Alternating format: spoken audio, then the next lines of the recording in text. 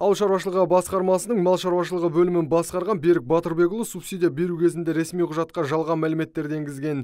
Сөйтіп, Дамира Ерасыл шаруа қожалығының қолдан жасалған құжаттарын қабылдап, 409 миллион теңгені мақұлдап жіберген. Олардың заңсыз әрекеті құзырлы органдардың тексеруінен кейін әшкере болған. Мамандар шаруа қожалықтың мүлкі бөлінген қаржыға сәйкес келмейтінін анықтапты.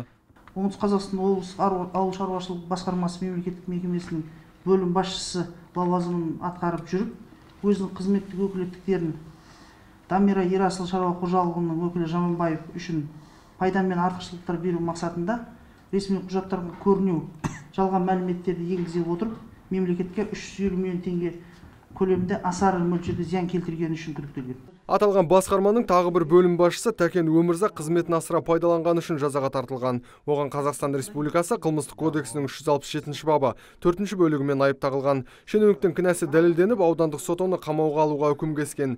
Бірақ істі қайта қарау барысында прокурор айыптау актісін өзгертіпті. Сөйтіп, Оңтүстік Қазақстан облысының апелляциялық соты күдіктінің жазасын жеңілдеткен.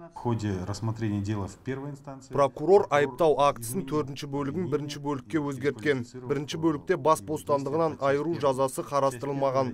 Сондай-ақ оған рақымшылық қолдануға болады. Аудандық сот мұны ескермеген. Бірақ апелляциялық сот ол қателікті дер кезінде түзеген. Айыпталушыны осы бап бойынша кінәлі деп тапты. Бірақ рақымшылық қолданып, оны түрмеден босатты.